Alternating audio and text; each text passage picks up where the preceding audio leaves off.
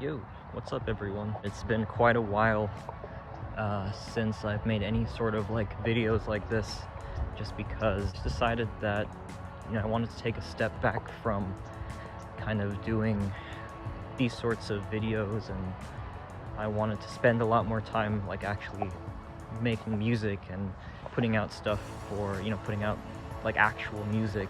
It's just life has obviously been a really big reason for not doing stuff like this. I moved to a new state. Along with that comes, many other trials and tribulations, and a lot of other positive things as well. It's been a lot of adjustment. I just wanted to take this opportunity to talk about some of the songs that I dropped this year. So the first song of 2023 that I dropped was Scaffolding, and that was a kind of a left turn for me as far as production. I wanted to kind of make something more melodic and a lot more jazzy feeling, and I also wanted to have elements of like tech step, really heavy drums, and you can hear that in that tune. And kind of forgotten about it because there's a lot of stuff that I've been up to, a lot of music that I've been producing since then. And I think that song probably started sometime in 2022, like mid 2022 or something. And I just I finished it and I was like, I really want to put this out because it had this really nice jazzy kind of, yet still kind of hard edge to it. Second tune was Devonian, and that was definitely me leaning into like a really more hardcore like tech step kind of vibe, really similar to, I guess I was getting into like Bad Company, and trying to just do like more heavy break centered stuff and doing a lot of manipulation of the break and a lot of effects and stuff. And there's definitely a lot of really interesting sound engineering going on in that one. This is one of my personal favorites, is Dill Lotto. You kind of have to have kind of a smoking song on this one, and I was just really excited just to put something kind of cheeky, I guess, out, that had all these kind of like head nod samples. I was really influenced by like Ed Rush and Optical, their song, I think Gas Mask, I want to say. That song is just so funky, and I was just like, I want to kind of do that, but also kind of have like a more modern edge to it. And I just love the way that came out. It's just super fun, super trippy sounding. But yeah, so next song is You Bring Me to Life. That tune definitely wanted to make something short and to the point and just like super punchy. I was listening to a lot of like Boo, a lot of like jump up kind of stuff, and it's definitely has a little bit of a darker edge, but it's still like, a little bit of a jump up vibe to it. And it's just a banger, man. It's got a ton of freaking low end, and that song, I remember listening to that on monitors that I had, and I was just like, I was so impressed by that mix that I got on it. Also, a little bit more introspective with that one. Here's another short one. Right after that one was Bassy. Bassy, definitely showing off a lot more jungle influences, a lot more reggae dancehall kind of vibes. Went ahead and sampled Flabba Holt, known as very famous session bassist for lots of like reggae tunes back in the 80s, 70s, and I think maybe even before then. But I really liked his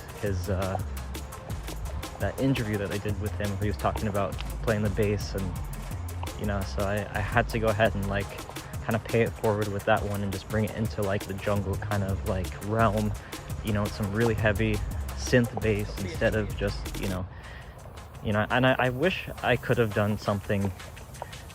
I've been thinking about it now. I could have put some actual bass on it, like electric bass, but it didn't end up that way. It's a very short tune, and I don't know, maybe I'll do like a longer version of it. It's only like 2 minutes long, but it's still pretty fun. So the tune after that was Present Tense. Now this was something that had probably been in the works for, I I want to say at least over a year. And I had just been sitting on it, and I really liked the vibe of it because it was something very different from what I'm normally putting out. It's more of a halftime feel to it. Some really cool drum like loops that I actually put together and just resampled, went ahead and pitched it up and did all kinds of stuff to it. And I was more thinking of like what could I do that is like reggae leaning, you know, and isn't just like jungle or like dubstep or something like that. And I came up with that. You know, it's like a halftime, probably jungle tune, and it's really just a fun one. And it's the first tune that I released here in California. So that's what that album cover is. That album cover is actually going south from like San Francisco, I think.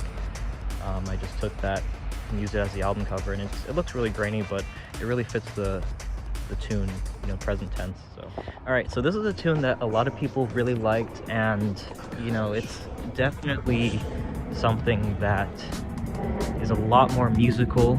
I'm actually looking to move in this direction more next year. Maybe not have it be as like experimental, maybe. It's just a lot of meaning behind this tune.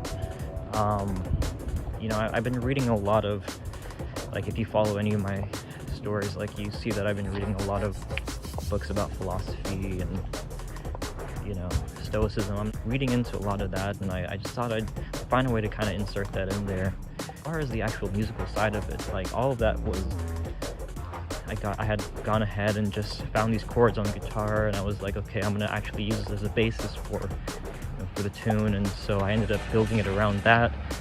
I made this really unique kind of drum pattern for it, and I have that, like, that solo at the end. If you know, listen to it, you hear that guitar solo, and I really wasn't sure if I was gonna do anything like that at the beginning of it, but I ended up saying to myself, like, you know what, I'm just gonna, let's just throw this at the wall and see what happens. And you know, that's what came out, and it sounds freaking really cool. That's actually the first tune that I made here in California using the equipment that I have, which is not much of anything, you know. Still need to get some decent monitors because I don't have any. I couldn't get them shipped over, and you know, I'm in a different space now. It's a lot smaller, so I can't really blast music like I used to. And so my mixes are going to sound a little bit differently. Last tune in 2023 was, of course, Sugar Rush, which is a leap in another direction again for me. I've never done any sort of like throwback hardcore rave kind of tunes, you know. But I was really feeling that because I had gone back into like the archives of like listening to like older stuff that came out like on Reinforce, I think. Reinforce Records, a lot of like the metalhead stuff, like really early 1990, 91 or so, I don't know, probably a little bit later than that, but you get the picture. And I was just really inspired by it, and I was like, okay, how can I bring this into like sort of a modern day sort of thing? And while it does sound very retro, and I tried my best not to make it sound super like retro and put like a ton of bit crushing and stuff on it, I kind of went ahead and sampled a lot of new stuff. Like I sampled my cousin's, one of his tunes that he released this year, and I was like, how can I, you know, even take like trap, you know, vocals and go ahead and make a tune with that. And so that's what I did, is I threw that on top of it, and I just really wanted to make it sound like really like claustrophobic and like a Sugar Rush basically. And you know, that's how that tune was put together pretty much. You know, very short, a ton of energy to it, and it's just really fun to me. So there you go, that was me talking about all the tunes that I released this year. My apologies for like the angle of me and trying to be kind of quiet. I guess this neighborhood that I'm in is pretty quiet, so try not to like scream into the microphone. Definitely look forward to those tunes that I'm releasing next year, and probably gonna drop some remixes as well. And I mean, I've been really looking forward to doing this, and also some collabs. I've been working with a number of producers recently, and I'm really stoked to go ahead and like, you know, release this music that I've been working on.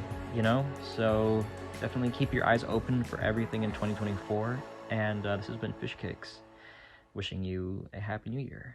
Peace out.